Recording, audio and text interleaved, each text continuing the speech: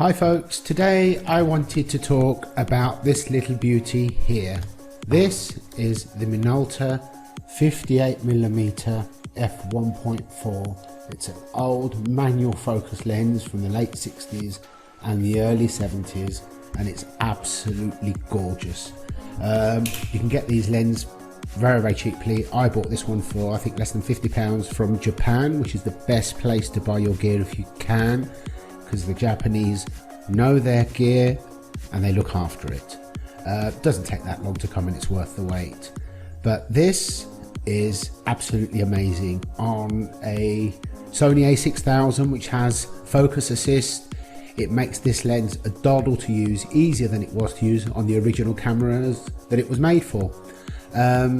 It's fantastic value to get anything remotely of this quality new. Now you'd pay more than 10 times the price, easy.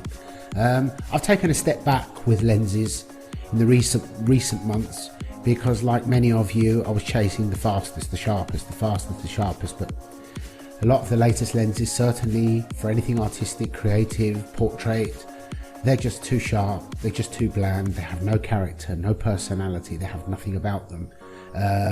That's why I'm actually beginning to really love using lenses like this.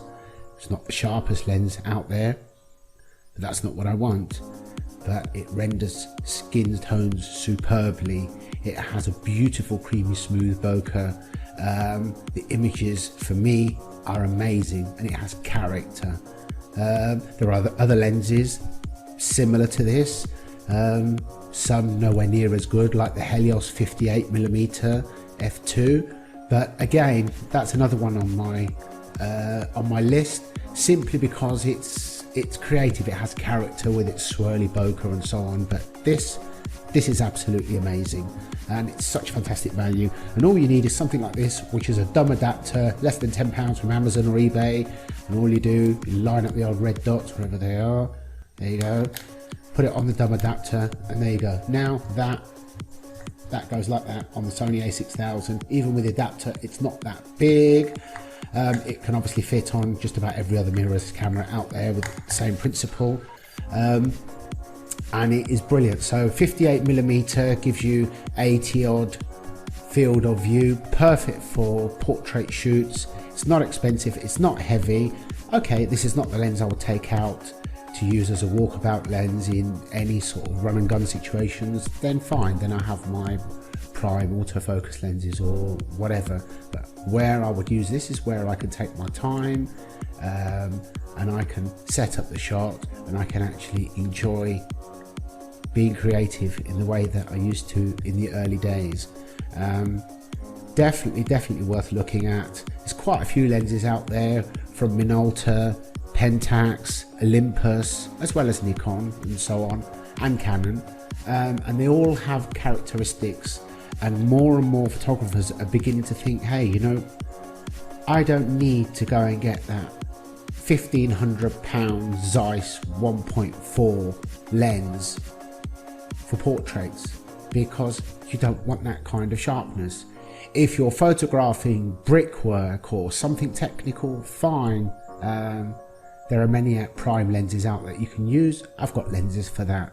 But when I'm photographing people, I don't want sharpness. I want art. I want skin tones. I want the way it renders everything, the beautiful bokeh and the characteristics. And this lens has the lot for less than £50.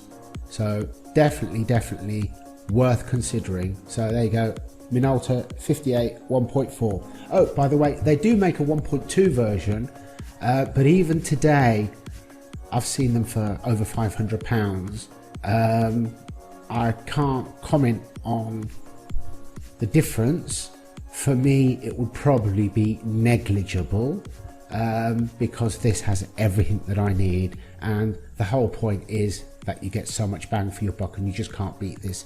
It has a sort of 270-degree focus throw on it. It's so easy to get accurate focus with it, especially with focus peaking, and for me this is the perfect portrait lens for a mirrorless camera, so well worth a look at.